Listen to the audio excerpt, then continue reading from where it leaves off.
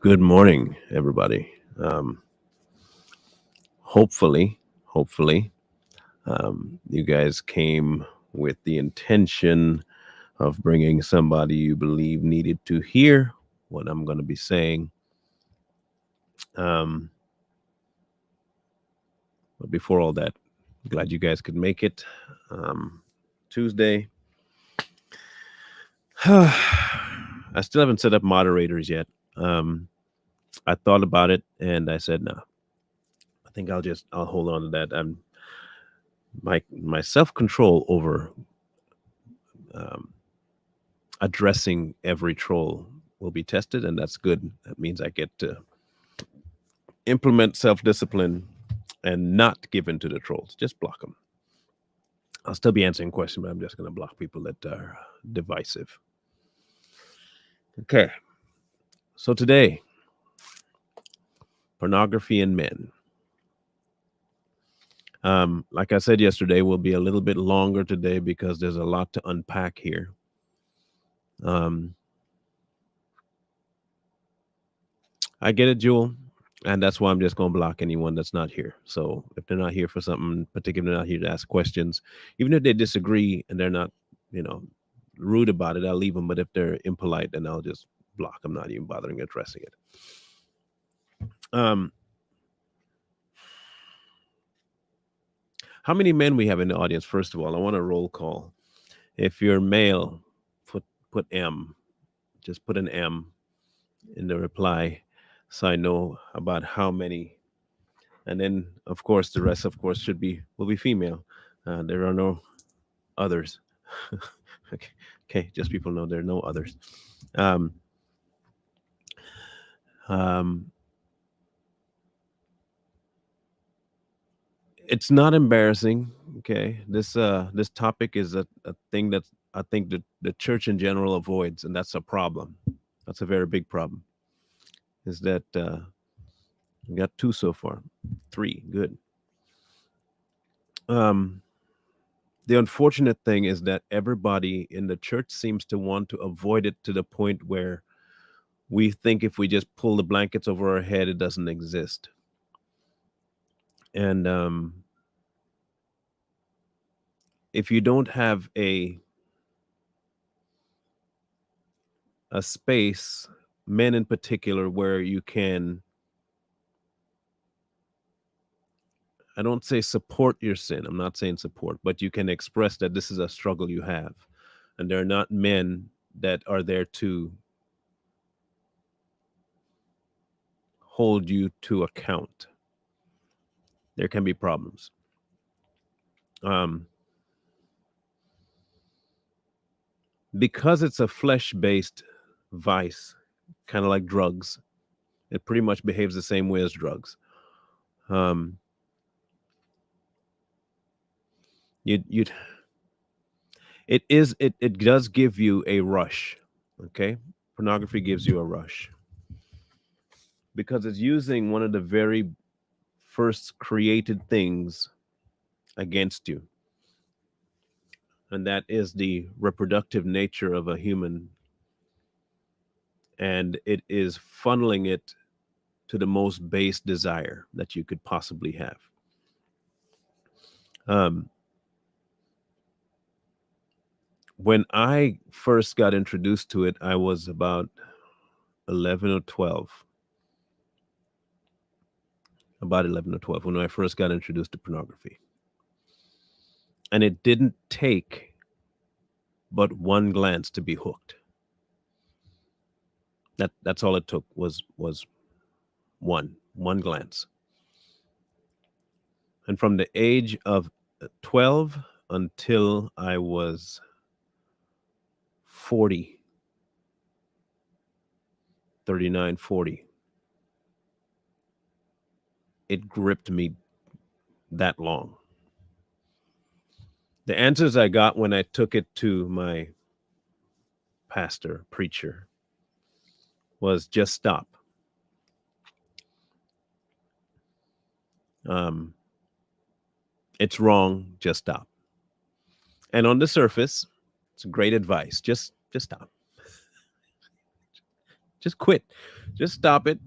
Don't worry about it. It's easy. Just stop. And then I got some advice that said, hey, when you get married, it'll all be fine. That too was a lie. Not a soul, not a soul told me to present it to God as something that was beating me down. Not a soul. Until I went to that program I talked to you guys about in my testimony.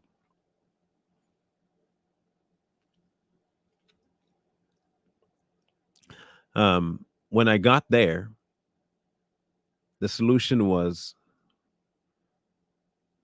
to break the flesh first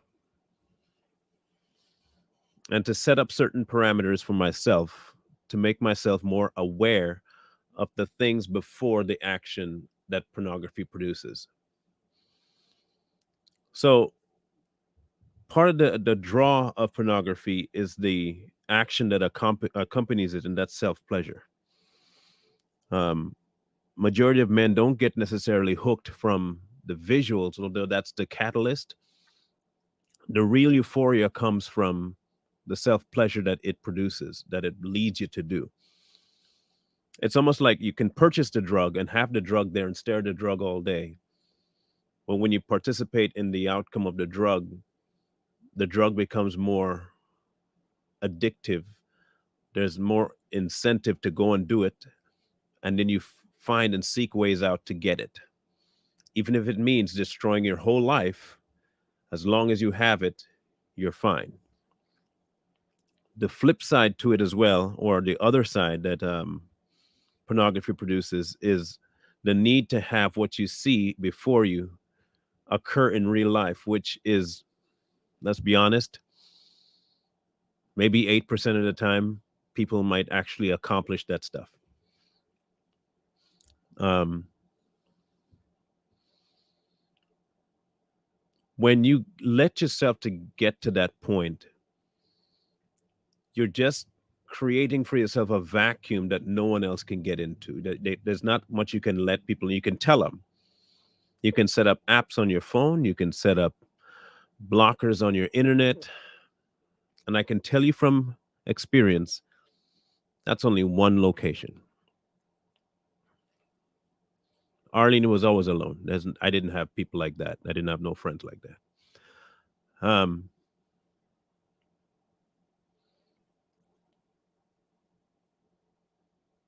So you set up this location in your mind that you can't get anybody in, you can't let yourself out, and you're just kind of trapped. And those that manage to fulfill even a 1% of the fantasies that they see on screen or in a book end up ruining perfectly good relationships with family, spouses, children.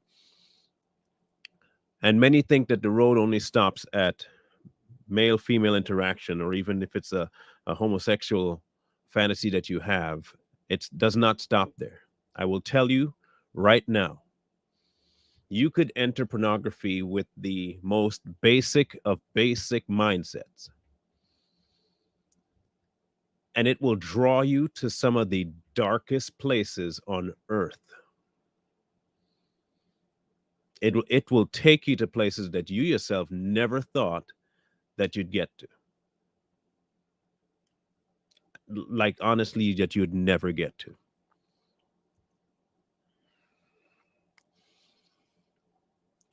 Some people have stronger constitutions than others when it comes to resisting it.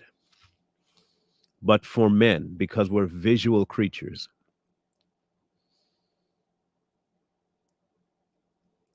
it is more so of a vice. Now, for the women out there that have spouses, family members, friends that you somehow found out or know that they are indulging or addicted to pornography, I'll address you first to give you some advice of how to and how not to interact with them. Okay. Um, you won't get very far reminding them to stop. You won't get very far. In fact, you'll push them further into it. They'll shut down because the first thinking in their mind isn't you, it's preserving their habit, it's preserving my addiction.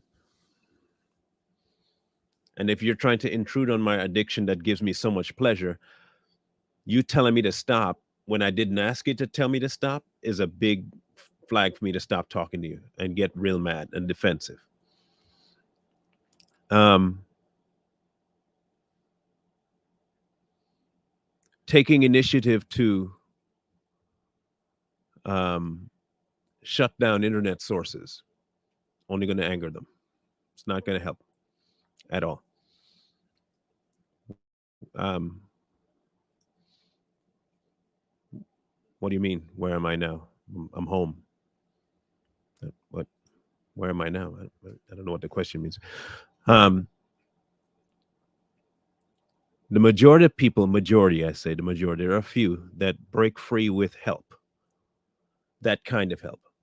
The majority, however,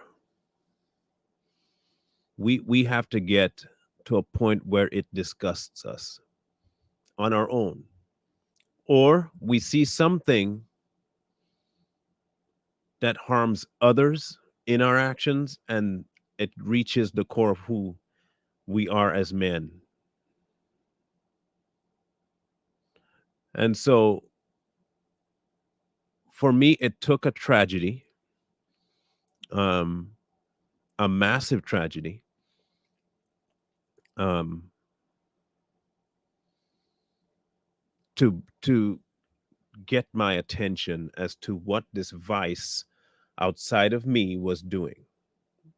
I could no longer tell myself that I was the only one affected by it. But prior to that, hey, that's where when I told you it takes you down a dark place. Most people don't realize that that's okay. It gets that far. A lot of men that are addicted to it either grew up with some sort of a um, separation from normal interactions with people. Um, they were recluses. That was the only thing that they found that would be there for them. Um, Girls didn't pay attention to them, but the books did. Today, however, it's a lot more of they get introduced to it through soft porn as opposed to back in the day, back when I was growing up, it was um, there was rarely anything that you could look at that was seductive enough to replace pornography. Today, however, you just got to turn on TikTok and it's there and allowed and free floating everywhere. And that's the first doorway. The second doorway is trying to see more and more skin. The more skin you see, the more skin you want to see. And the more skin you see, then you have to find more locations where it can be even more egregious. And that's the rabbit hole you keep going down until one day you wake up and you're sitting next to yourself and you realize how disgusting you are, but not disgusting enough to stop, but disgusting enough to kill.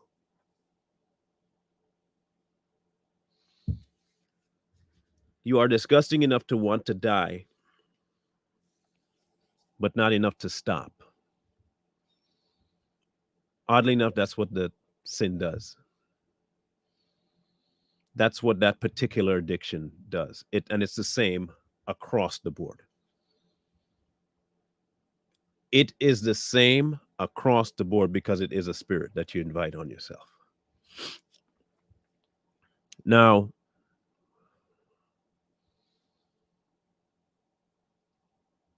men have a particularly high propensity to do and watch pornography for this one reason. What our bodies do in our youth, growing into puberty and beyond, things happen beyond what we can control. And if you have any male friends that are already into it, it's a very easy thing to get into by saying it's natural. You'll probably heard men say that it's natural. Watching porn is natural because that's a natural act. If you've heard men say that, then they honestly believe it. It's not they're not lying to you. They genuinely believe that. They are of the honest opinion. I was too, that because I cannot get a girl to talk to me in a certain way, that fulfilling that portion of me was natural. Self pleasure was natural, was normal. It was not bad, it was normal.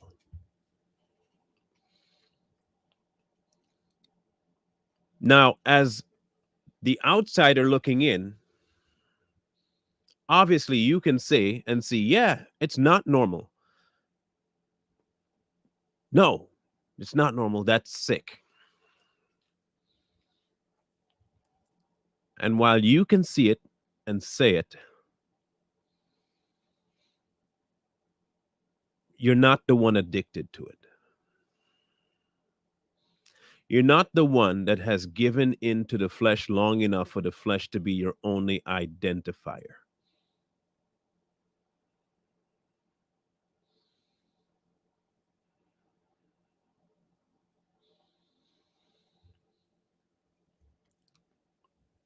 Now, anything that the mind wants to turn into something dirty, it can.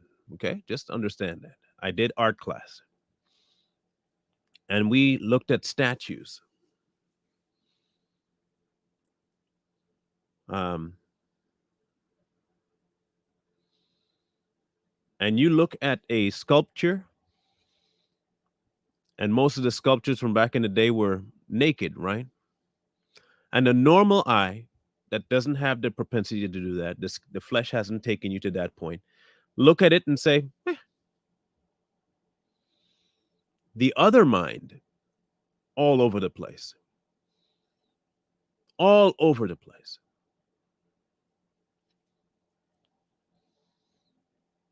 I'm not here to say one way or another that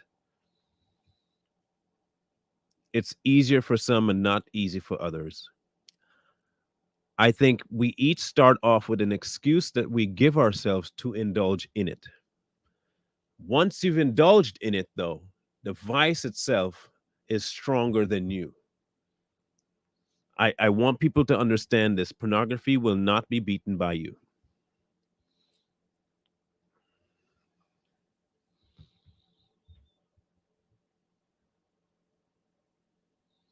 It can't be beaten by you.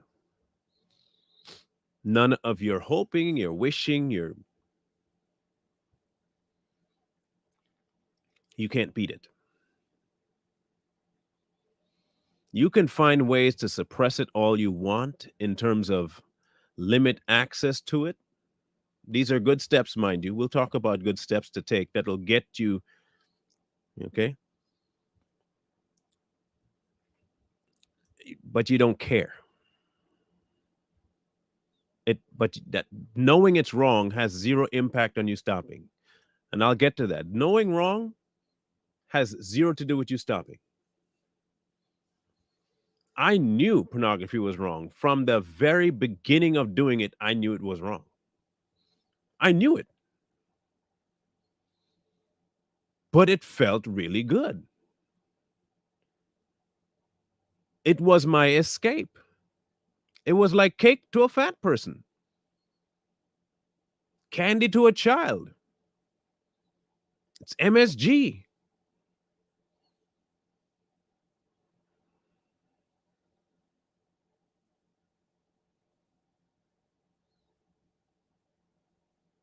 MSG is what it was.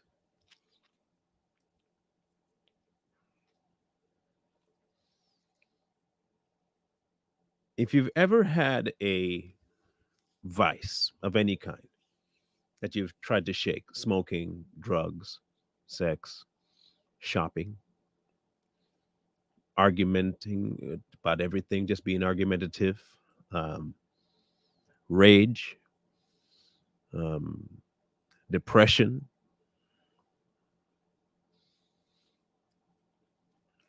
name it.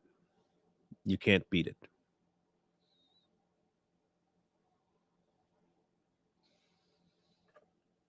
The guilt kicks in, but I'll tell you again, after a while, the guilt becomes normal.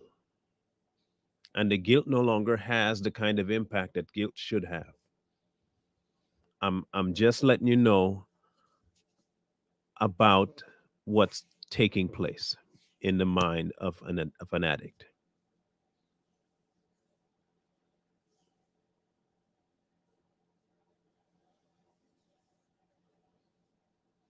It is, and when I say the word addict, I don't mean it the way people see it today.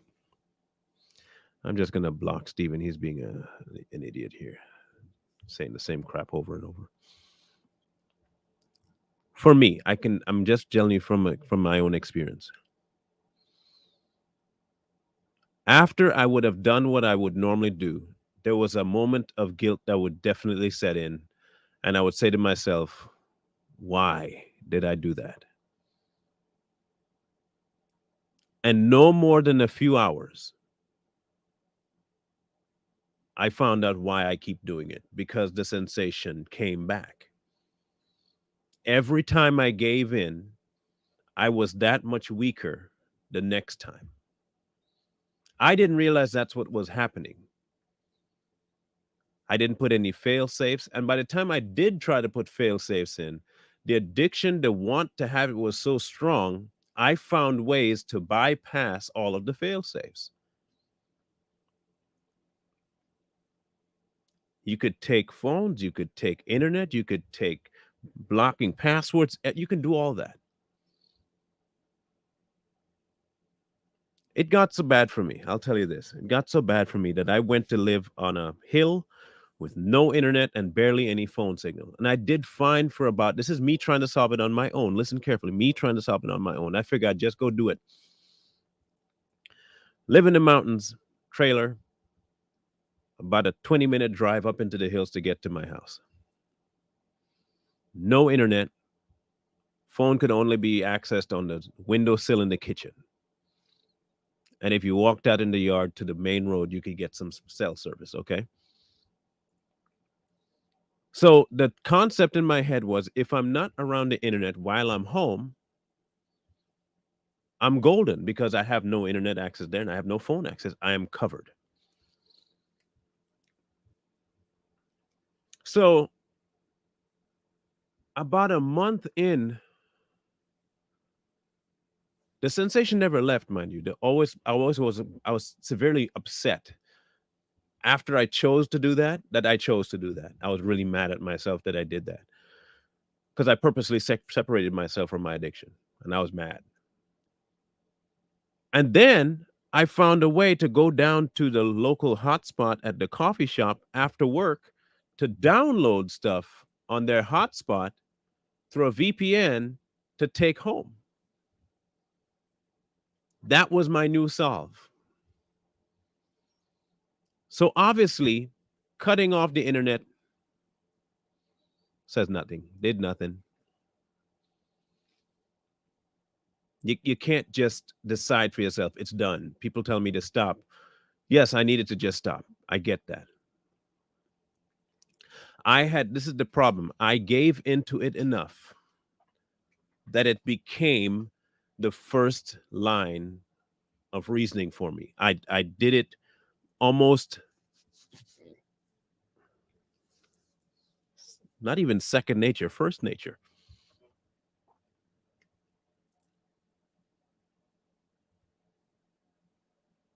And for men that go through it, for whatever reason you get into it, getting out of it is one of the toughest things you'll ever have to face. Okay. Not before you give it up, but in the process of thinking about giving it up. We have to be honest with something here. Okay. For as much as I say the sin itself is not worth more than a relationship with God, I did not always think that. Because indeed, for me, the sin was much more important than my relationship with God. One to me was tangible, one gave me way more instantaneous gratification, and it was always there. Friends were a pain in the behind, family might be a pain in the behind, but I always had that to fall back on. Yeah, it gave me some guilt, but it was always countered by an immense rush of endorphins and just crazy rush of adrenaline, and it felt great. And so I kept at it and I gave into it every time. Even the days where I tried to fight it, I tried to fight it. Listen carefully. I tried to fight it. It didn't make a difference because I was not really trying to fight it for me. I was trying to fight it because I didn't want people to either find out, or people that knew, I wanted them to think I was trying to stop. And if I can get them off my back, then I can find another way to do it without anybody thinking I'm still in it. And if I can do that, I win. This is the mind when it's really addicted to this, wanting this, stuck on this, it'll find its way around any blocks you put up yourself or your friends put up.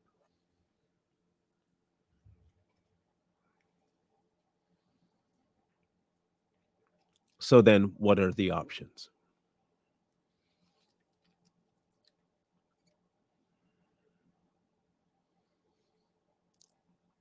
What worked for me may not work for everybody,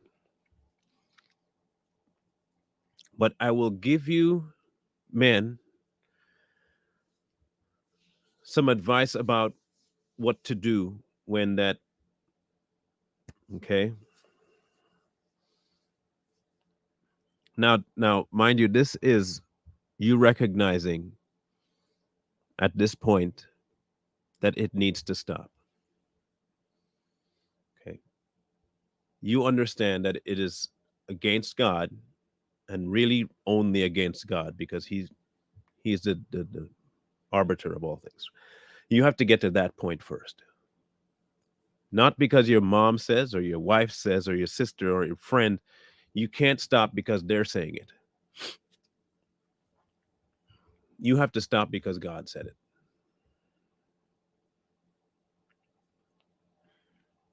And sometimes he'll put some things in front of you, like losing family, as a stepping stone. But ultimately, this has to be a choice made because it offends him, not anyone else. Okay? That's the very first step. You have to accept the facts that you are doing something completely opposite of God. If you never get to that point and you're just doing it for you, it'll come back. It'll come back. And it probably come back worse than the first time. So that's step one. You got to understand what it's doing to your relationship with God. And again, I'm saying this to men that want freedom. I'm not speaking to men that are just looking for an excuse or a way to mask it. I'm trying to talk to the ones that want freedom from this. You see your issue of your whole self before, but this particular thing, you know for a fact, is bigger than the rest of them.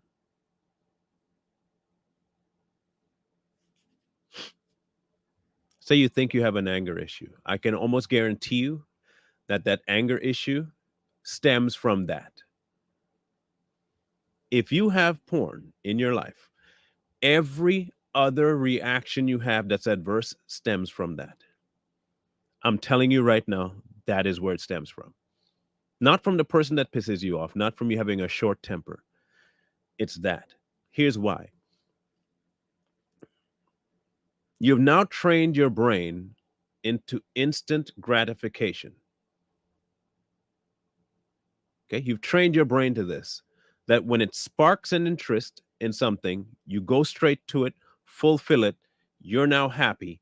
The guilt might have set in, but you sit back and you remember after the guilt stops of how fun it was, and you go right back. You spend way more time in the enjoyment of it than in the guilt. And pretty soon the guilt no longer has any pull, and you expect it and you just put it to the side, and it's no longer guilt. It's just a dead period in between the next session.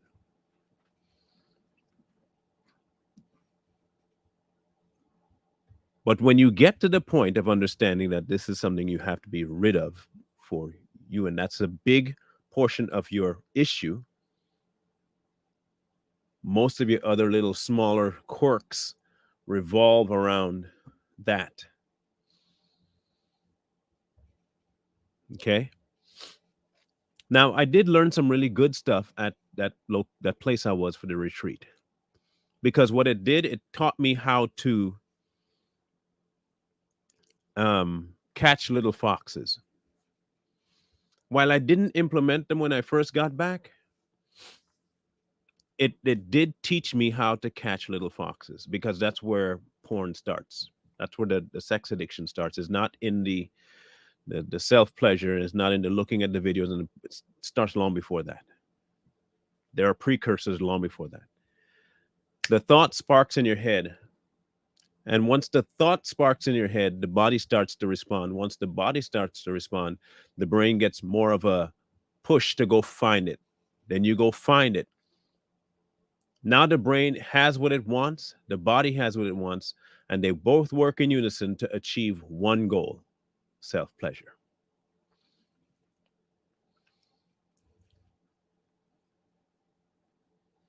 So it's a very, very, very, very mean cycle. But you have to understand that the little foxes are what started all of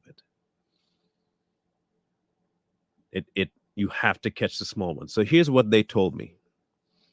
I had to start training my mind to notice when my brain and I myself was starting to even veer off to that direction. Because normally you don't stop yourself. Okay, man, normally don't stop ourselves. We just don't. There are things we allow it to happen that we don't even realize that we did it. For instance, you're at the gym, and we all know how most women dress when they're at the gym. Your first and second and third glance over, you've already lost. All you did there was take snapshots and encouraged your mind and body to use that as a catalyst for later.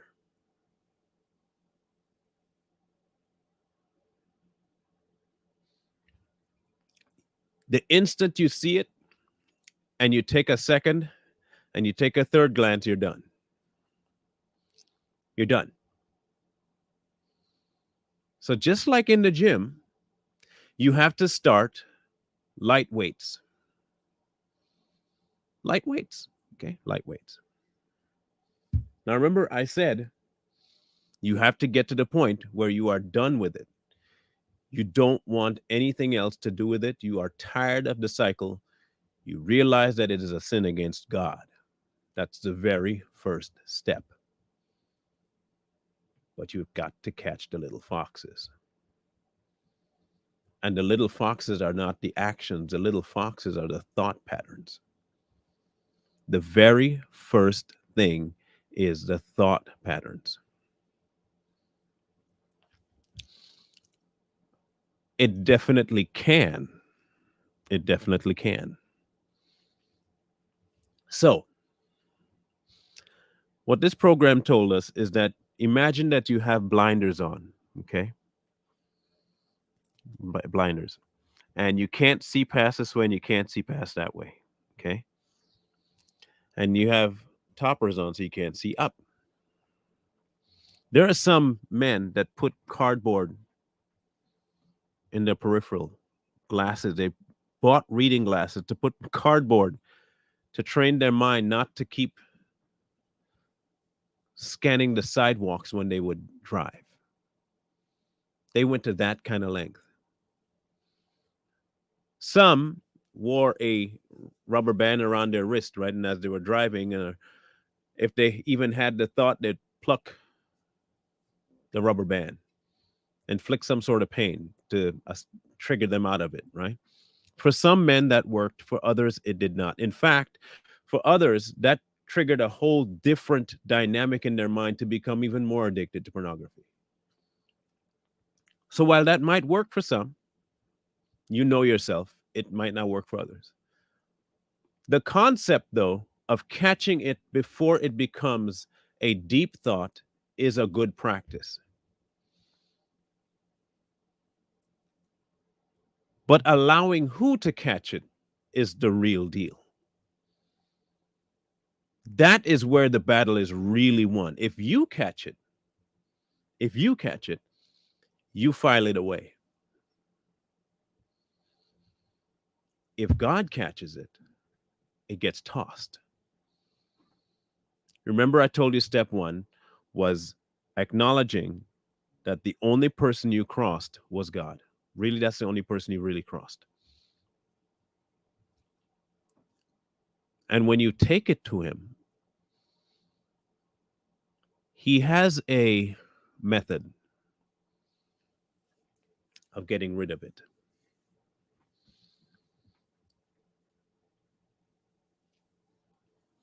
In some cases, He'll show you the effects of it on others because He knows your type of heart that you have. And in other cases, He will show you what you can't gain if you keep it. In some cases, He'll show you what you've lost because you've had it. But in every case, He'll show you why He can't dwell with you while you have it. Not fully. So, step one has to take place. You have to say to yourself, I'm done. I'm handing this over to Him. He's the only one that I've crossed, and I no longer want to cross you. See if there's any wicked way in me and remove it. That's what you say. Obviously, purging your house of any and all materials that you have is important. That's a step that you have to take. If that means telling somebody where you have the stash and sending them to do it, do that. Hear me carefully. If you know that you have a bunch of books in a location in the house, do not go and attempt to do it yourself. Inevitably, what you will want and eventually probably do is keep one or two or rummage through it one last time, file the images away, and you're no better off than if you kept the books at all. You're no better off. Have someone else do it. It is not true, Dolores. That's what I said. That's what I said. I said that for years. I said that for years. And this was me for years, Hope. That was me for years. You say it doesn't hurt nobody, but the person that it turns you into that you're not seeing is hurting everybody. You're short tempered, you're distant, you don't really want to go do anything with anybody, you can't wait for them to leave the home, or you want to leave the home to go fulfill what you want to fulfill. It does affect everyone around you. Very much so. So, step one, realize this is against God. Step two, get rid of everything that relates to it. Not yourself, have someone else do it. Have someone else do it. Even the touch of whatever it is, get rid of it. Three, be sure that whenever you can, you are in constant communication with the Spirit. You have to be. It's the only way you're going to get, it's the only way. And the best way to do it is to be thanking Him for the delivery. That's it. Just thank Him for the delivery. No asking for the delivery. He wants you delivered. You don't need to ask Him to deliver you from that. He wants you delivered. If you've accepted Him, then you just thank Him for the delivery. Don't focus on the fact that you still have it and all that, because you will keep it that way. I have found that when you start saying, help me to get rid of, help me to, help me to, help me to, you just are, you're stuck in a ridiculous cycle of keeping it so you can keep saying, help me to. It is the craziest thing. Don't ask me how that works. I just know from experience that's what it does. The instant I started saying, thank you for the delivery, everything changed. Everything changed. It could pop across a feed somewhere and I could move right by. Is that me? No. No, it's not me. I still live in this thing here. I'm still in it. It still wants what it wants, but it no longer wants what I want.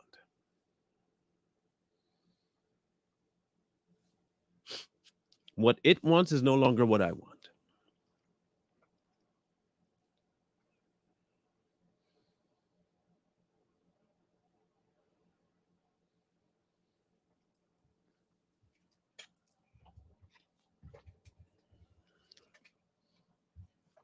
Um,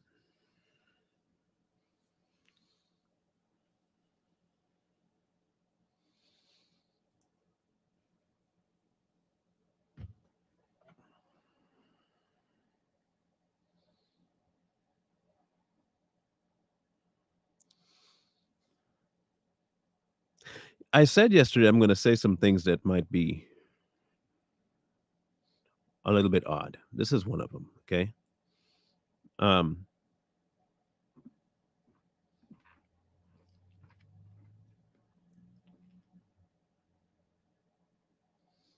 I do believe that in marriage there is a different dynamic,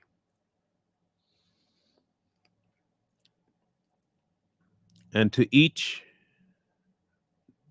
union that is God ordained, there is a dynamic that works with those particular people. I don't ascribe to every marriage looking the same. I ascribe to every marriage pursuing the same person, which is God, but I don't think every marriage will look the exact same.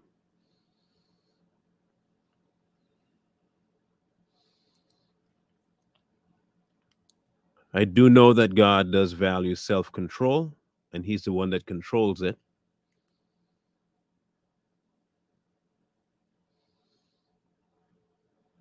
But I also know this about marriage: it is free. There is an immense amount of freedom in marriage when your desire is for your spouse and your spouse alone. Again, when your desire is for your spouse and your spouse alone, I do not consider that lust. You repeat that one more time. When your marriage is God sent, every desire you have for your spouse cannot be lust. It would not be. When I read the marriage bed undefiled, I don't read it the way the majority of believers have read it.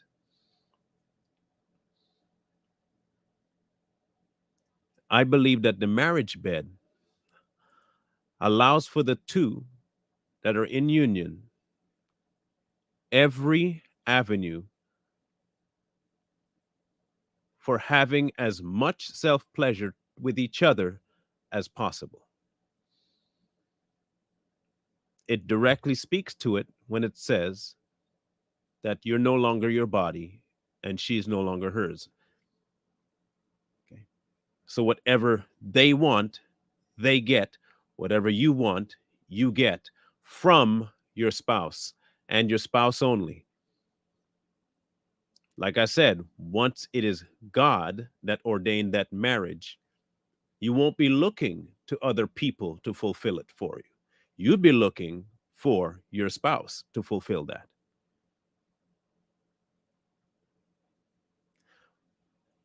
Granted, I can go into marriage, though, like I did the first time, expecting to fulfill the things I saw in pornography in my marriage. That is 100% self gratification, period. So it does matter to me whether you're married or not. And it also matters if you enter into a marriage for a selfish means or not. I went in with a selfish means. I figured if I were at least married, I could fulfill all the things I saw in pornography in my marriage. That was the goal. It wasn't to satiate the desire to be loved in that way, it was to fulfill my addiction within the confines of what I considered marriage and before God. So I went in thinking if we both were indulging the same things, it'd be okay. This is the nature of that particular sin. It encourages you to do things to reassure yourself that that sin is okay. But I do not believe that the marriage bed has limitations on what you do with your spouse. Not for a moment. Again, what you do with your spouse, not someone else and your spouse, you and your spouse, it is undefiled. There is a location and parameters for everything that God set up. The only parameters in marriage, one man, one wife, union in God. That's it. That's it.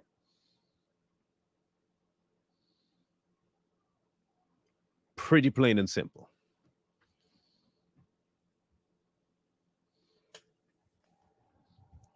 Pornography, however, once brought into the scene, dominates everything. And especially for men, we have a tendency to see something and want to experience it.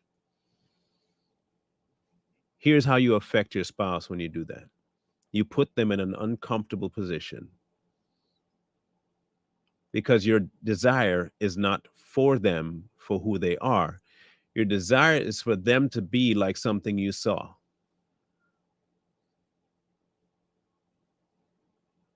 And you know full well you are not visualizing your wife, you're visualizing the act. Just the act.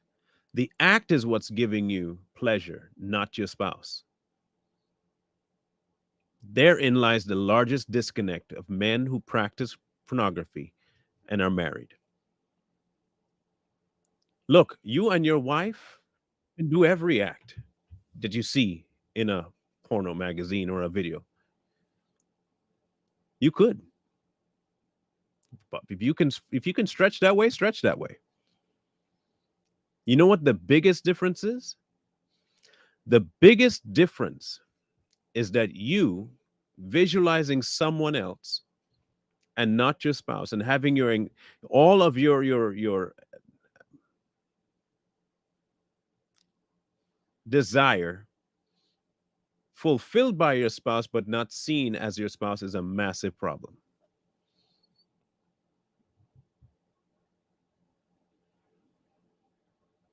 It's a massive problem.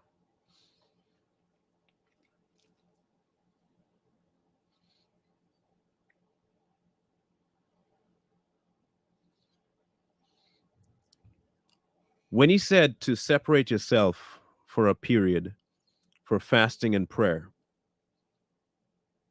right before that, he said to come back together so you do not fulfill the lusts.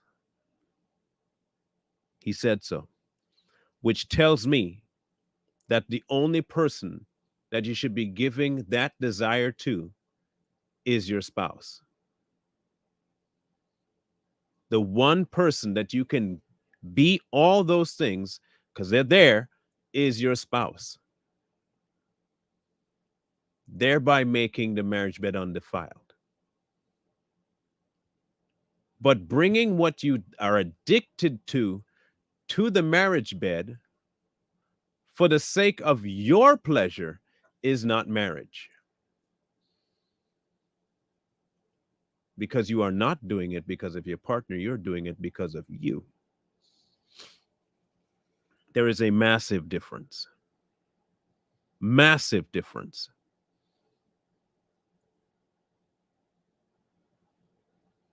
There's so many preachers I've heard talk about how awful they have no basis for this at all, right? None, other than they grew up being told that something was disgusting, that something was just wrong. They can't tell you why, they just say it's wrong. And what they'll tell you, oh, it's lust.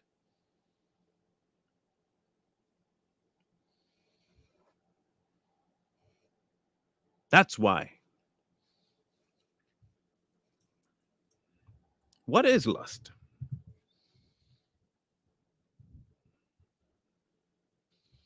Intense sexual desire, an overwhelming desire or craving, intense eagerness and enthusiasm.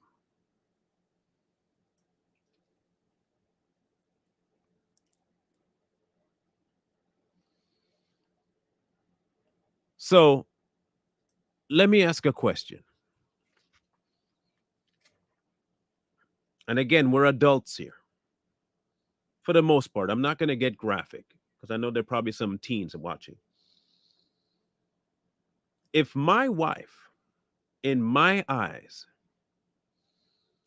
is the most attractive human being I have ever seen, I'm already attracted to her soul, to her personality, to who she is. I'm already attracted to all that. She has all the traits I like.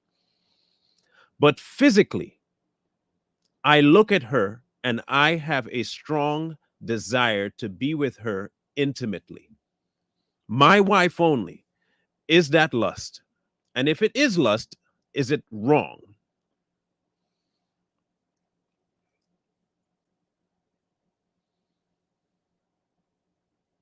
And she looks at me the same way.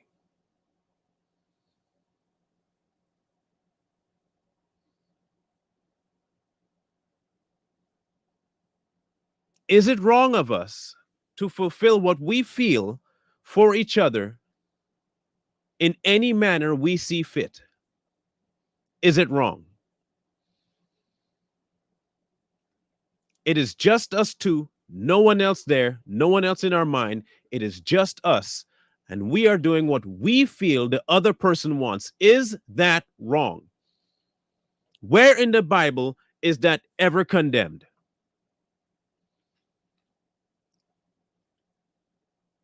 But they'll be quick to tell you you can't do this act and you can't do that act and you can't do this act because that's sinful. It's wrong. It's lust.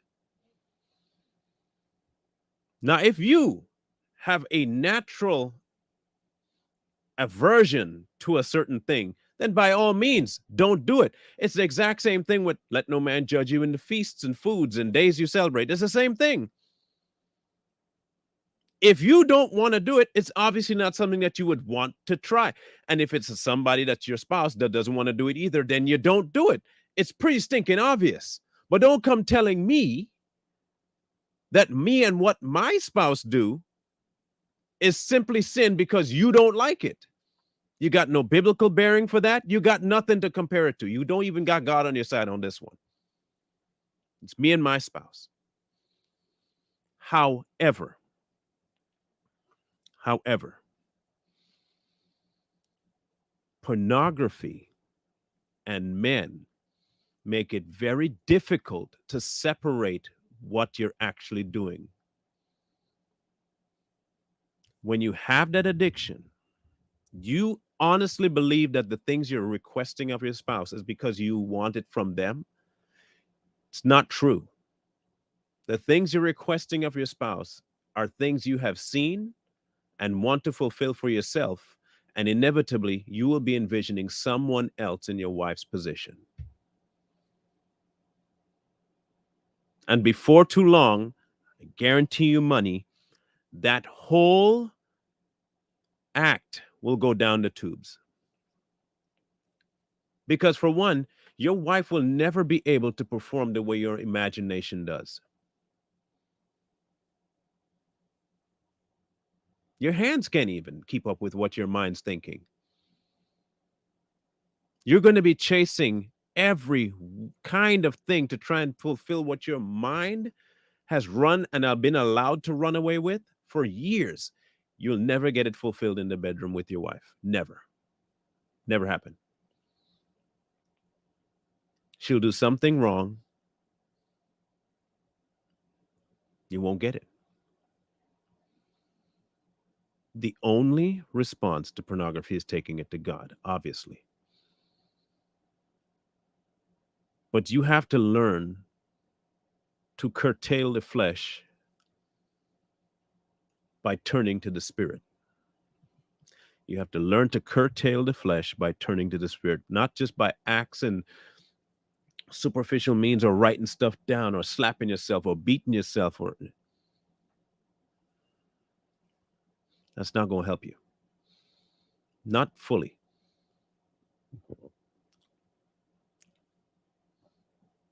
It's always the root from which you do it from. It's always where you do it from. If I'm just doing it because I feel I can do it on my own, I will fail. If I'm depending on God to give me the strength at the time that desire pops up for it to be curtailed, it will happen. But in order for that to happen, I have to be inundated with Him the same way I had given attention to pornography. I have to give the same amount of attention to God, the exact same, if not more.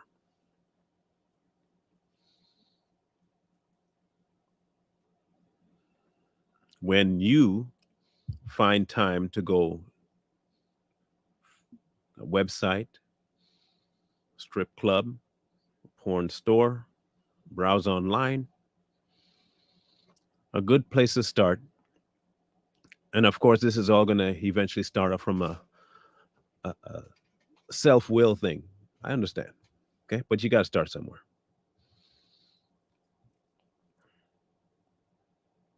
We as men know when we are first getting that inclination. Let's just be honest. As men, you know when that first thought pops off. You know it. Don't be dishonest. Don't lie to yourself and say it all of a sudden I gave in. Don't do that. You know full well when that first thought pops in your head. Okay? You know.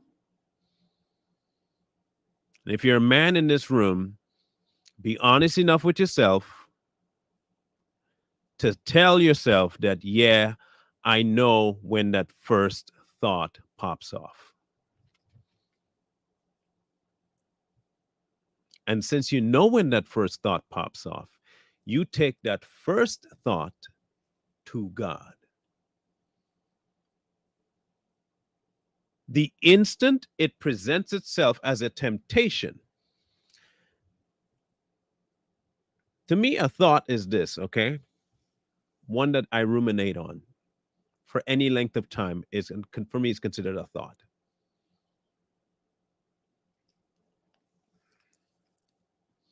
When I think on something, I am ruminating. I am giving it time. Even if it is 10 seconds, I give it time. I've thought about it. A temptation will always present itself. It doesn't just pounce on you, pin you down, and make you do it. The temptation is presented to you. You always have time to turn, always. Because you know who said you always have time? He does. You always have time. In the instant that it presents itself, I encourage you to do this one thing. Okay, just listen carefully. Just do it. Just trust me on this one. If I've never given you advice before to listen to me, this is the first time I'll do so. Men, the instant it comes to mind,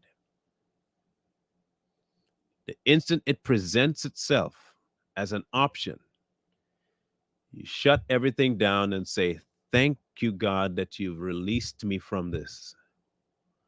Thank you, God, that you've released me from this. Thank you, God, that you've released me from this." You repeat a truth. The same exact energy you have placed into pornography for you to get to the point where every thought is pornographic is the exact same energy you need to be putting into your walk for the very first thought to pop into your head to be God.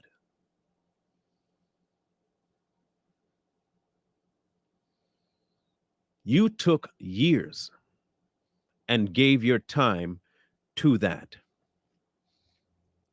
If that first step was taken where you saw yourself and you're turning it over to the very next step you take for the next 30 years of your life should be the exact same energy that you put into porn, into thanking God that He freed you. So if that means every morning you woke up and you went straight to the computer, every morning you get up, you thank Him exactly. Thank you, you freed me. If the very next 2 hours later you're supposed to go back to the computer, you do the exact same thing. Thank you that you freed me. Every time that you've had to give to that act, you now give as praise, not a request to stop, not a request to free you from it, that He has freed you. Because here's the problem, and I did this for years. I kept asking Him to free me, asking Him to free me, asking Him to free me. And in my head, I kept doing that, doing that. Why haven't you freed me? Because I didn't take up the freedom. It wasn't something He was planning on doing, it's something He already did. What am I asking Him to do again? He's already done it. When He said something was finished, it's not like He's coming back to read. It's done. It is done, done. It's done. Our job is to walk in the finishing of it. It's not to walk and keep asking Him to free, to free, to free. It tells me that you don't want to be free. You're still giving it time. You're still giving it priority. It should be done, and you should be thanking Him that it's done.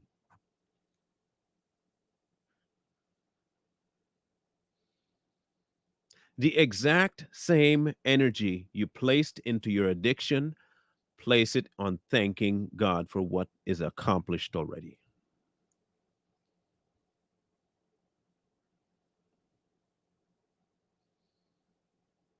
Now, the catalyst for your seeing that it needs to stop, that can vary. For some, it's the loss of a job. For some, it's the loss of a girlfriend, a spouse, children,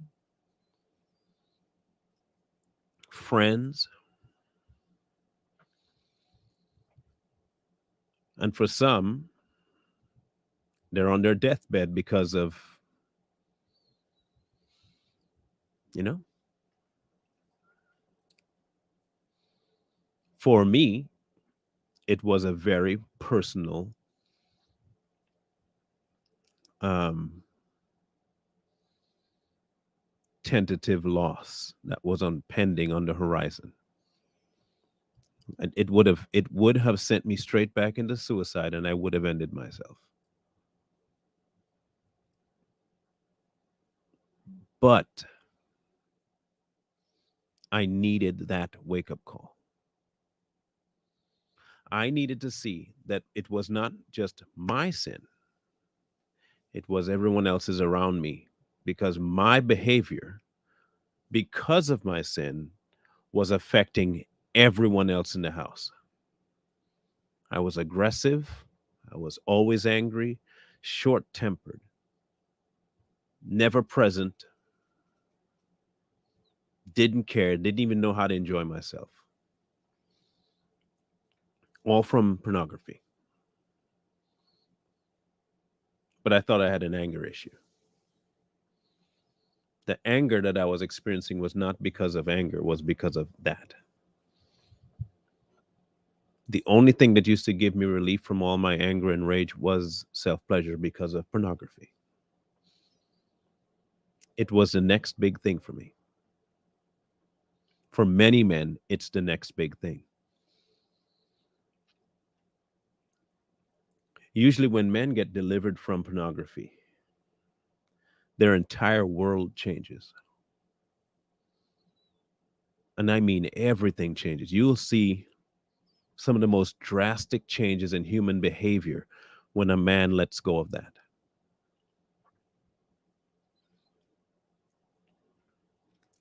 Men, the self help books and of all the reading you can do and all that stuff, there is only one location where anything can be of consequence when it comes to pornography, and that's in a direct relationship with God.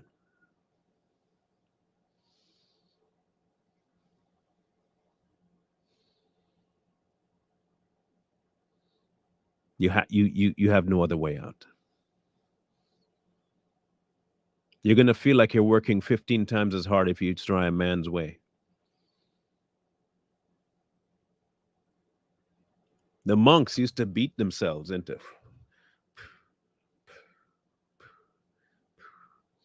to try and keep himself in line, bring the body into subjection. All you're doing really is just destroying your physical form. That's whipping the body into submission has never been his call. The body deserves to die. There's no redeeming it. You have to set your mind somewhere else.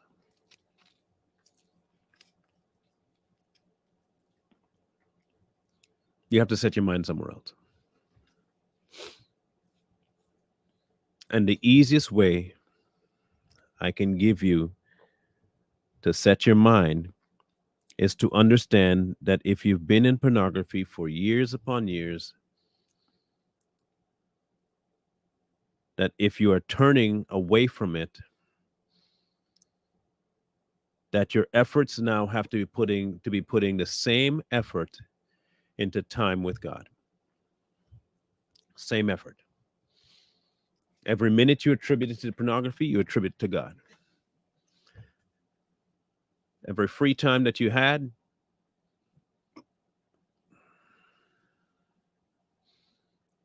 all of it. Redirection.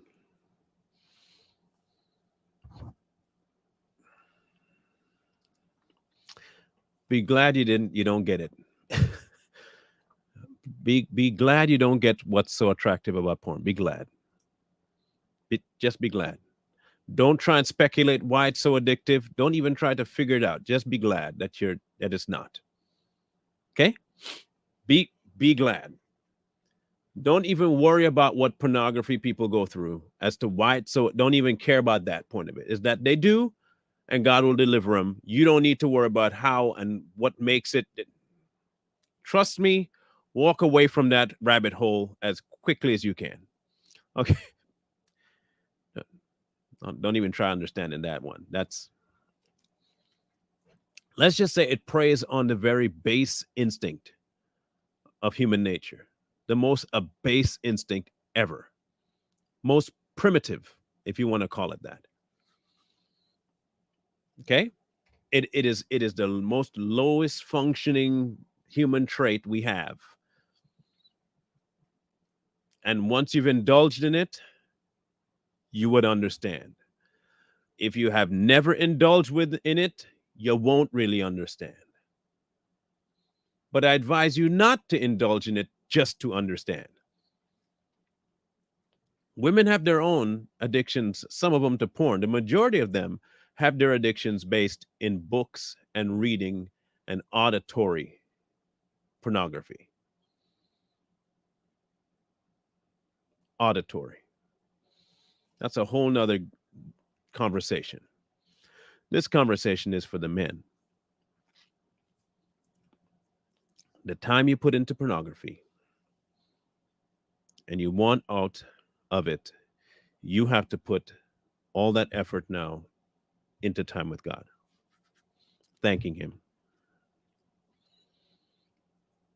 for the freedom, not asking Him to free you, thanking Him for the freedom because He died for that freedom.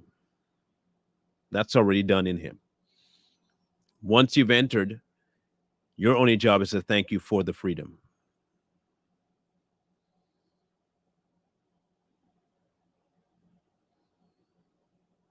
You have to thank Him for that freedom. If you're considered a man, here's the challenge to the other men out there, the ones that are not so emotionally driven. If you're of the opinion that you can beat anything, that you're tough, I dare you to beat porn.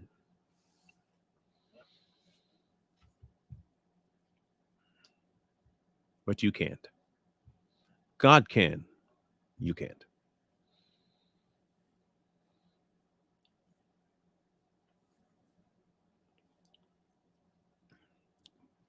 Take every time you can,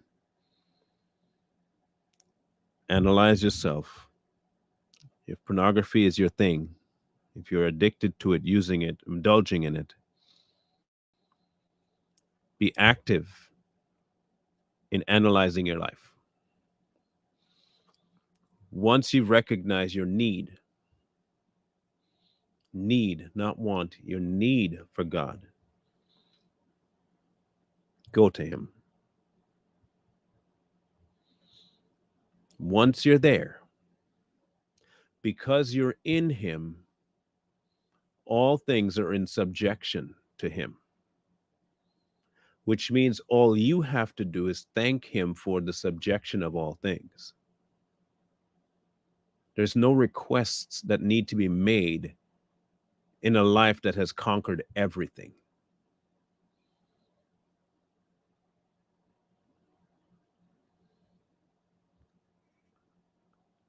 I know we've been told you pray for this and you pray for that. I'm not telling you that you shouldn't. Do what you got to do.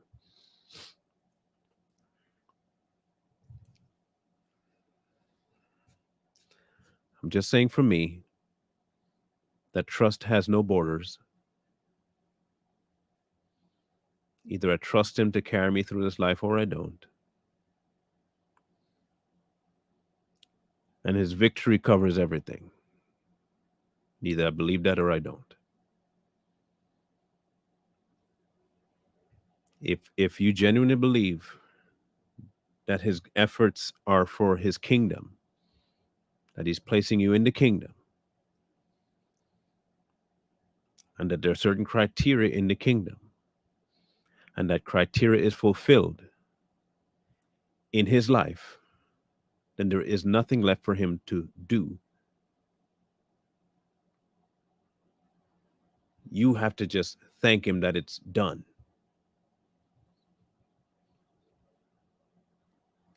Your only job is to thank Him that it's done. He said if He clothes the fields, the leaders of the fields, He'll take care of us. And that's a done thing. I just have to trust Him at His word. He says it's done. Good, it's done.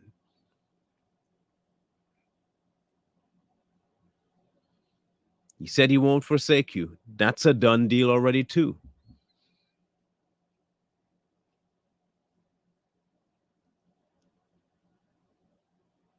He said to make your prayers and your petitions known. Feel free. He asked you to. Not saying not to. Please don't let anybody say I said don't pray to God. I'm not saying that at all. I did never said that. I'm just telling you that everything is done in him. There's nothing left to be done. There's no work left to be done. It's all done. It's all done in him. What he sends you on is up to him, not up to me, up to him. What mission he sends you on, where he sends you, go. We are talking here about your personal relationship, your part in this in order to be sent. The sins in your life have been conquered by the cross. Your only detail is to come to the cross and pass through it. That's it. Leaving all of it behind you. It is gone. You don't walk with baggage, you don't walk with pieces. It's done, which means when you start to feel this inclination of it's done,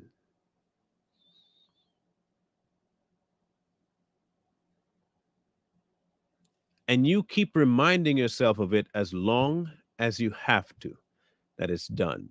No matter how many times the flesh tries to remind you of something that's not true, you have to remind your flesh of what is true. It is done. That's a fact. Your flesh could be telling you something all the time, all day long. And in your head, you're going to be saying, like, maybe it's not finished. I thought all this questioning would be done once I became a Christian. You're not done with any of it because you're still here. The temptation is still going to be here. The end result, however, of that temptation is completely changed. It is no longer ascribed to loss. It is ascribed to victory now. You just have to accept it.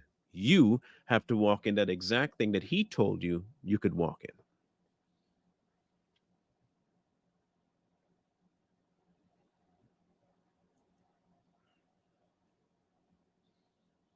So, men,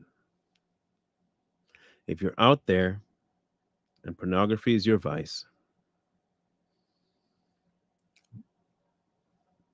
please understand that you have to drop this at his feet. You can't assume that it's normal, that it's a part of your walk. It's not normal. What your body might be feeling might be what it's built for, but where you're aiming it is completely off. And the person that you find, the woman you find, will pay a steep cost for your inability to control it. And the best way to control it is to give it up. You take it to him, you dump it at the cross, and you thank him that it's done. You can't do this by yourself, though. This ain't something you can do. You should know that by now. And before too long, you'll start realizing something, that what you see that would normally trigger you to go do no longer has that kind of sway. Pornography is not normal, lovely. That's what I'm talking about.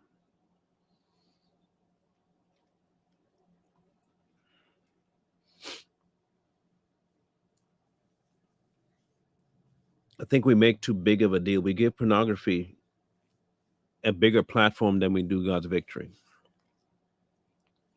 And yes, I know it's a strong vice, but God is stronger. I know it runs deep, but God runs deeper. I know that it covers mass amount of your life, but God covers more. There is no losing. The question only remains as to whether or not you want to be done with it or not. That's the only question that remains, is if you, as a male, want to be done with it or not. If you don't want to be done, then you're not going to see any headway. You have to be sold that this has to stop. You have to be sold. You have to be fed up. You got to be done. You got to be burnt out with it.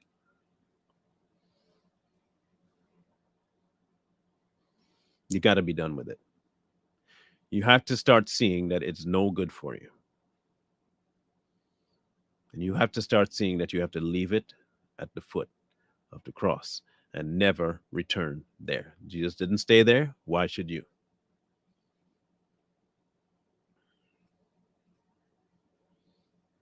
You leave it there. All sin left there, done there, stays there. Doesn't follow you. And from that point on, you thank him for a job done. You thank him that it is over.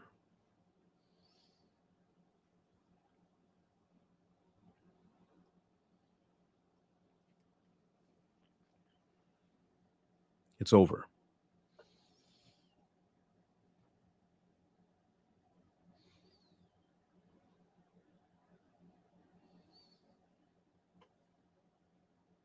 The women's portion of this,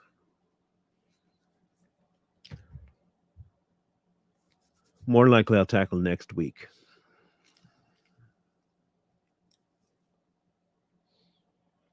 Um,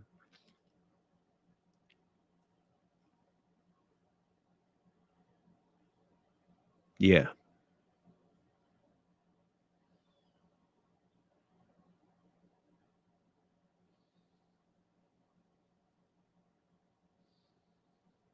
Um, in the chat or no, where are you? Where is it? Is it in the chat or with you?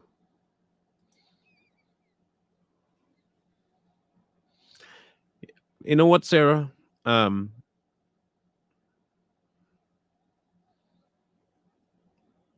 you really need to be for this next one because I sense something very religious in you, like ultra religious in you, like very law oriented. Because it's not just the women that give in to filthy requests; it's men too.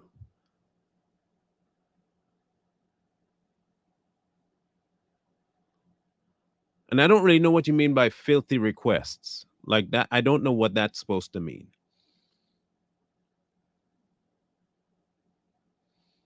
Like I said, if you consider certain things vile to do in the bedroom, that's on you.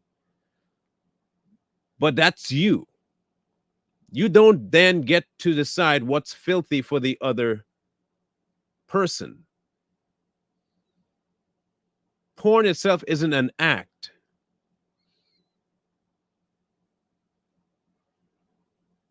Most men don't even ask to bring porn into the bedroom. Most men just want the act that they see on the screen to be brought to the bedroom for the sake of the scene, not for the sake of the spouse. What I am saying, the intent behind the act is the bigger problem. I don't care what a couple does in their bedroom with each other. The precursor is that they are in line in their marriage with God and that their affections are towards each other. They could be doing every single act that people see on in a pornographic movie. They could be seeing it, doing every single one of them.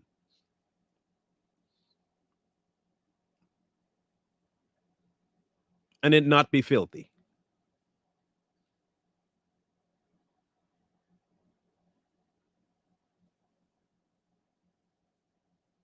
There are definite things that go against God.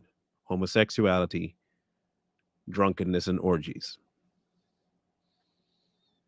Anything other than that is fair game between a husband and wife.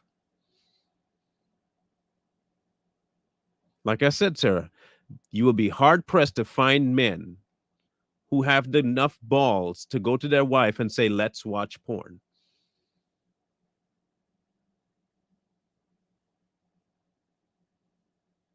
You'll be very hard pressed to find any normal man. You would have to be gone to the point of deviancy to suggest it, or have a wife that actually likes that too.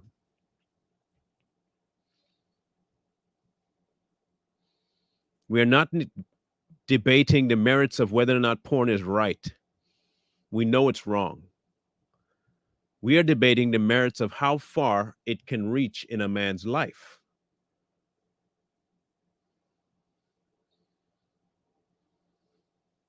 And it can get very far.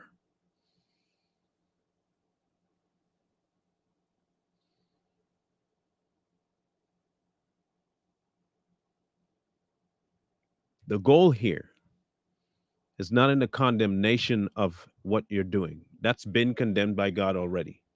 You feel that condemnation and the guilt you feel all the time. No one needs to do that extra for you.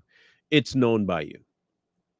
I am simply asking men out there who have already felt that pull to leave it alone to give into that pull and leave it alone.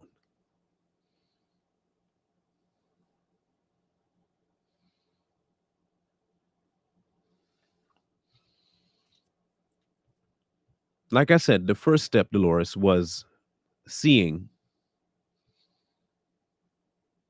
your state. You have to understand not what you feel, but what you've done against God. That is here's a oh, okay. So I knew this was going to go long. It's so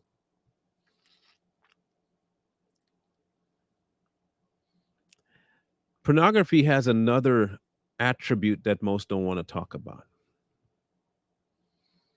And that attribute is making you feel as though you're sorry for it and you're not. Like if you get caught indulging in pornography, the amount of sorrow that you feel feels almost like contrition.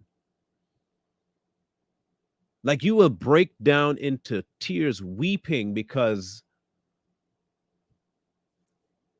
you've been caught. You can even break down into tears knowing that you've done it. But that tear is different than seeing that you've done it and you hate it now and you want to be done with it. That's a different type of tear. A whole nother kind of weeping takes place for that. Majority of people that go through pornography, when they cry and they sob, I'm not saying that your friend is, I'm saying the majority of men that do are not doing that in contrition. They're doing it in defeat.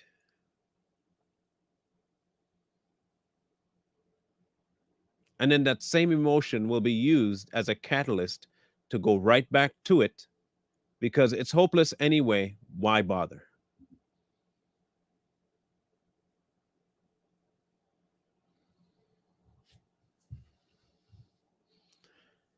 Good.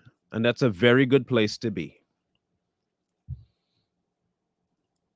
Now, he has to see all of this before God, not before himself, not before you two, before God. Against God alone have you sinned, just God. This is a sin against his creation that he made. You were sinning against his forming. He formed you, and you were against his creation. That is who you sinned against, God. Pretty simple.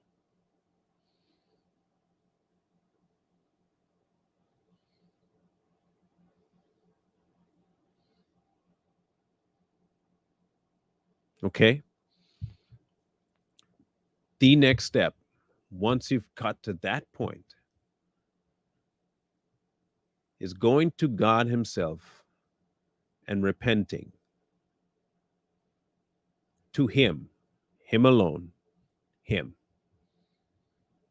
Renounce it, turn away from it. And if you have entered Him, you thank Him for the victory that His blood has over pornography. And you continually thank Him day in, day out, day in. The same attention you gave to porn, you give to God. And every time you have, no, trust me, most people who have an addiction have a time frame that they go to pornography at. Trust and believe me, you have a schedule. And I can almost guarantee if you ask him right now, Dolores, if he had a schedule, he'll tell you yes. I'll bet you money. I will bet you money right now that he has a set schedule of when and how much he watches.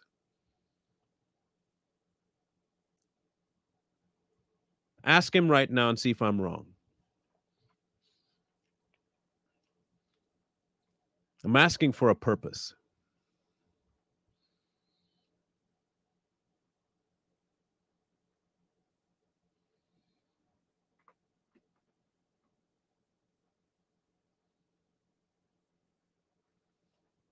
I want to know from him if he's had a schedule, had it set.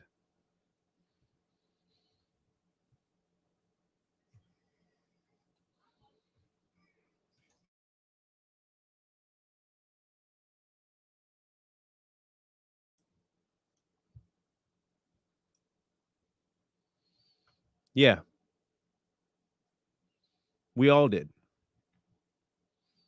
We all did. You're not alone, bro. Trust me, you're not alone.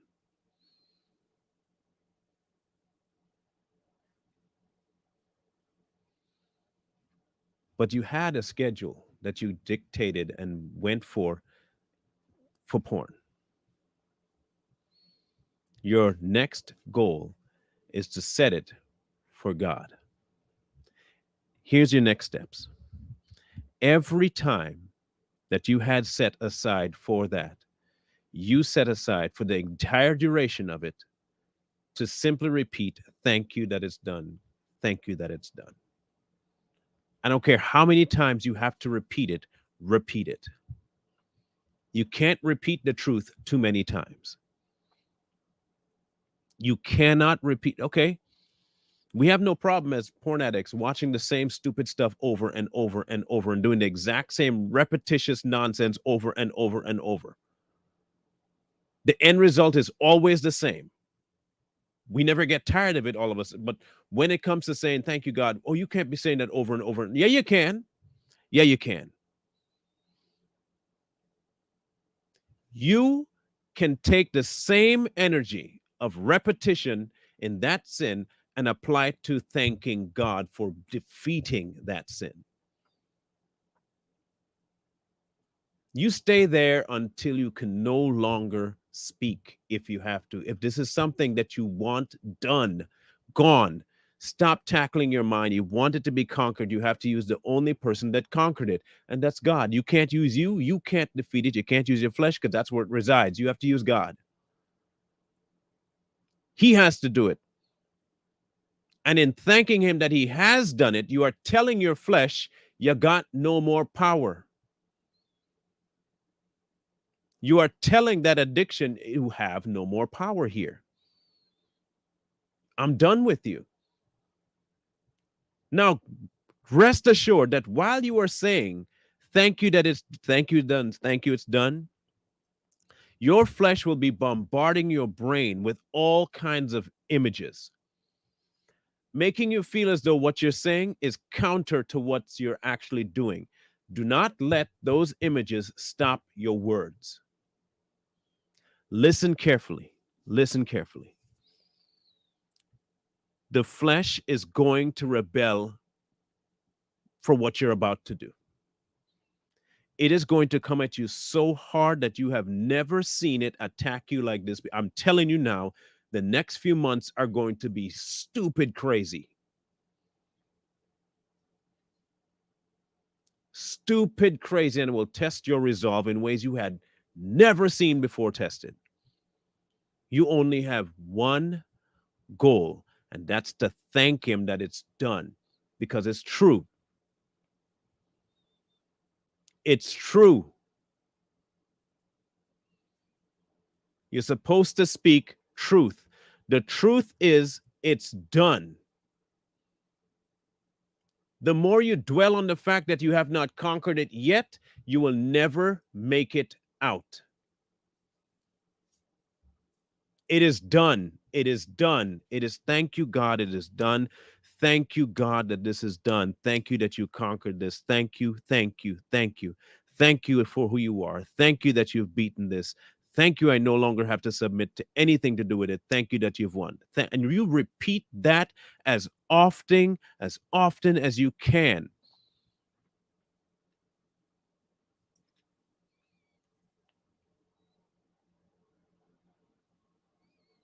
The energy you gave to pornography, turn and put your mind on the spirit and give it as much, if not more, energy. You have to. This is part of bringing the flesh under submission. This is part of what it means to keep all the thoughts at bay. This is part of it. It's not you whipping yourself. It's not constantly asking him to take it away. He's already taken it away. Your job is to thank him through all of the temptations that he's taken it away. That is the truth. The truth of it is that when he died, he took all of your sin with him and dropped it, rose again, and gave you a brand new life without all of that baggage. And if you believe that to be true, and you are faithful to believe that he is who he says he is, then you will thank him for a work already done, and you will not focus on what you think should be, because he'll be dealing with all of that. In the same line, I talked to you about Peter before.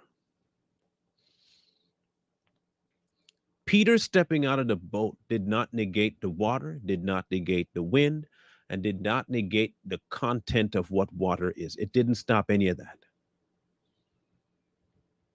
Peter simply focused on Jesus.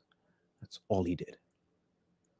The only thing keeping Peter walking on water was not that the water hardened, the storm didn't stop, and the boat didn't stop rocking. The only thing that kept Peter afloat was focusing on Jesus. That's it.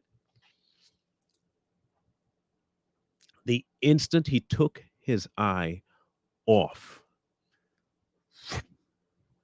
he sank.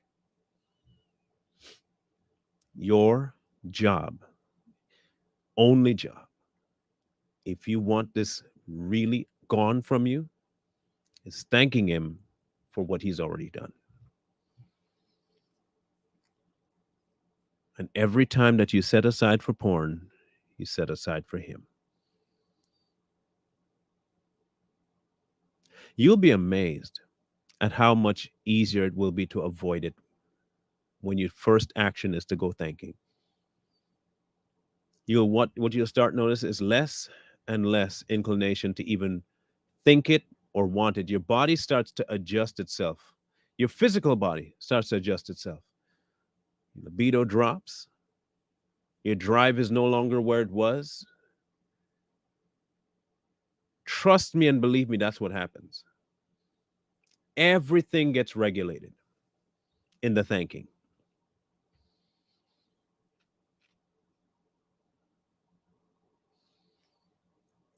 And it applies to every sin: drinking, anger, all of it. Every sin is already defeated. And if every sin is already defeated, I don't have to ask him to defeat it again. I just have to thank him that it's defeated. If I say I'm in him, it's done. It's done. The instant it presents itself, which it will, over and over, it will present itself. But the instant it presents itself, I don't have to even pay it any attention. I know it's there. Heck, I live in the flesh. It's what I'm gonna have to deal with it the day I die. It's gonna present itself. I don't got to give into nothing though. I don't even got to give it the time of day. I just got to say, well, thank you, God. Thank you. Thank you. Thank you. Everything's done. It's all done. Thank you. In you, everything is done. But you gotta come to him and say, I'm done. I've sinned against you and you alone. Repent. Ask for the forgiveness that you need. Be done with it and move on. It's a brand new life. Brand new life. Brand new life.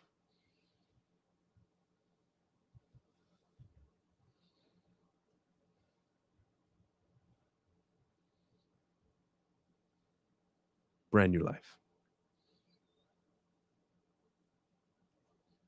Porn will only destroy you. I almost lost a loved one because of it. You don't want to get to that. You don't want to get to that. They are without excuse, Dolores. They are without excuse.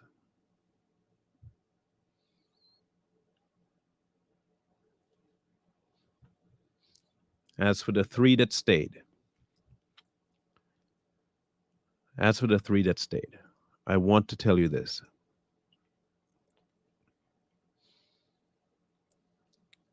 God will work with your obedience. He can't work with rebellion, but he can work with obedience. He can now use you to do great things for men that are just like you. Because while the men that left may not listen to me, when your victory becomes obvious, they'll want to say to you, how? And you can tell them, God. And you can lead them the exact same way that God led you. You can do the exact same thing. You're going to be the testimony. I may not be, but you're in a vicinity where they can see. The greater thing, though, is not even what you can do for them. The greater thing right now is that you have a personal journey to make with God. And it starts with you thanking Him for what He has done. And whatever He has planned for you, He's going to plan, not you. He'll plan it. Your job, thank Him. Just thank Him. I was told a long time ago that the one thing the devil hates and can't stop is your praise, because there's no lie he can interject into it. There is no lie he can interject into praise to stop you. God is who He is. Satan can't change that.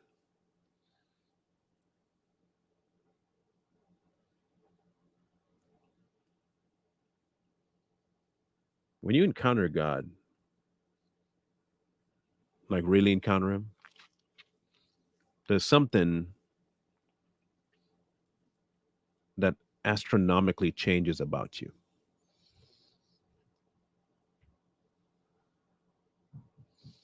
So for you three that are sitting there, and for any other man that's in this room, I commend you for taking up the mantle of manhood, true manhood, and giving your life to God. I commend you. I rejoice with you in that. And I challenge you as men, because men respond to challenges. I challenge you to stick to it. Every minute that something pops into your head, you thank God that you do not have to give in to the thought. You thank Him that you don't have to. that whatever the flesh wants, you don't have to give into.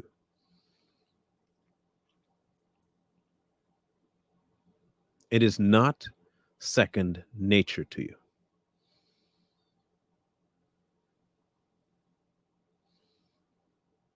Okay? Your God gave you a victorious life. Execute it. He didn't give you victory in this life, He gave you a victorious life. I hate that statement of He gave you victory in this life. No, no, no, He did not. He gave you a victorious life. There is a massive difference. He gave you a victorious life that you are supposed to live in and through, and it ain't yours. It ain't yours. It's His life that He gave you. It's done. Done, done. In any case, I said before that I knew this would go a little longer, but I think it was necessary, um, very much necessary.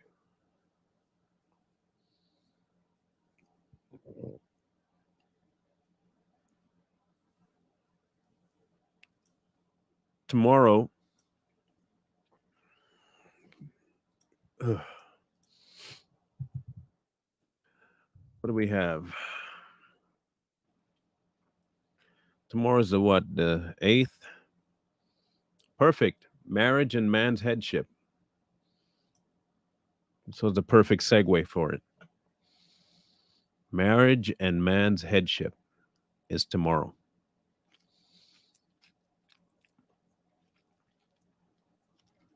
We're going to talk about that right there. Okay. Um, do as much as you can to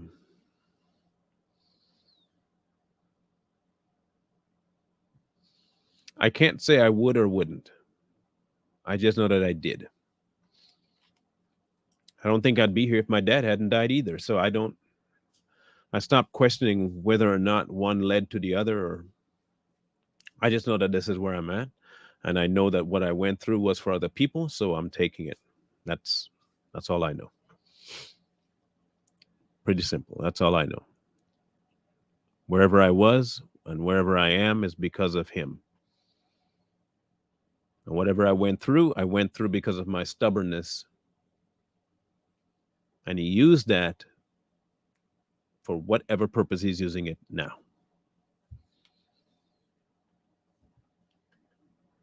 That's all I know.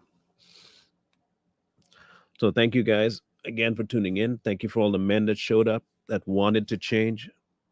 Thank you for the 3, especially that stayed. Your testimony will be monumental. Trust me that He will use you for something greater down the line, whether to be with porn or something else. He will use your testimony for something great, for His purpose, not yours, for His. Because remember, this is no longer about you. This is about Him. This is about Him. Okay? It's about Him. It's always been about Him. His kingdom, His life, His glory, not yours. Him. We'll meet you again in the morning. And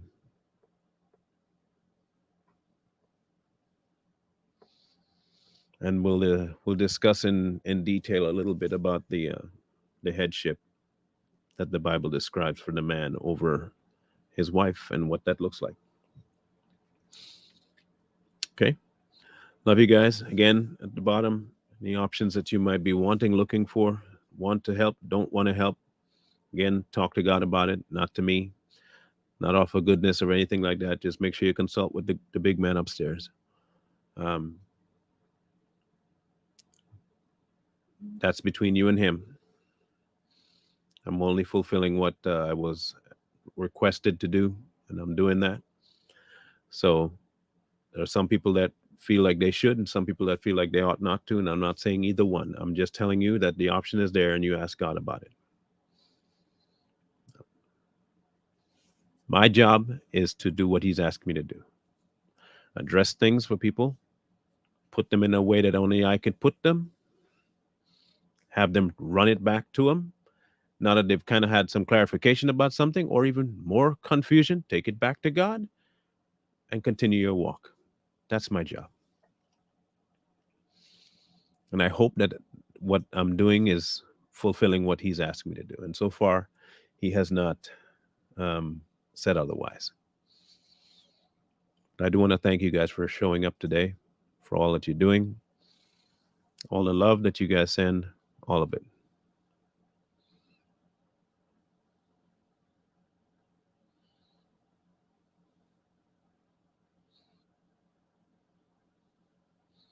Um, Let me ask the audience a question. How many times today alone have I said the name Jesus? And how many of you think that I have not or been afraid to say the name Jesus? See, Charles, sometimes, sometimes I think you feel like speaking with very little knowledge, or you just feel like you need to be heard or something. I don't know what it is, but I'd advise you listen, bro. Like honestly, you got two of them, man. You got two. I I know that you're not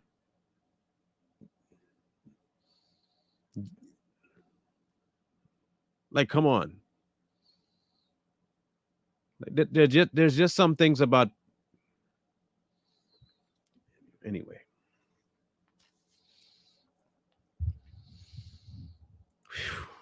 Anyway, I tell you, man, it's just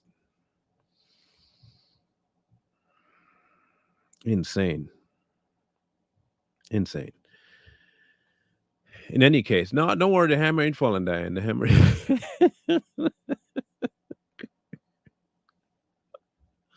I think I've said that multiple times today, didn't I, Lisa? Right? I've said that multiple times.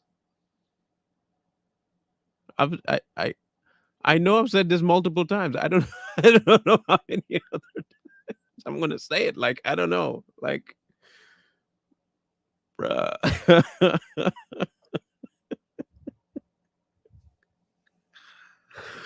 Oh my gosh, bro.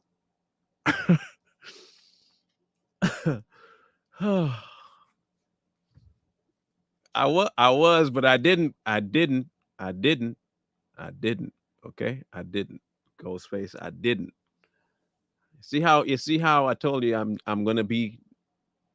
See, so there. Anyway,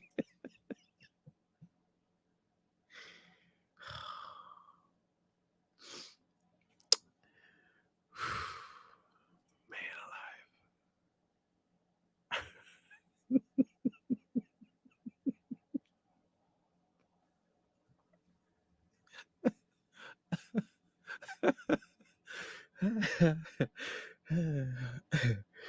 Oh, it's making me cry here. Ah.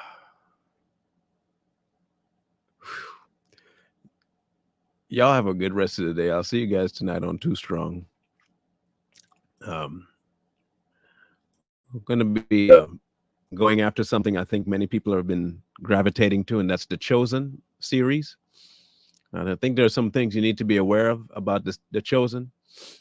So we'll be talking about the Chosen tonight, that show, and I think it's essential that people understand some things about that, what it's actually showing you.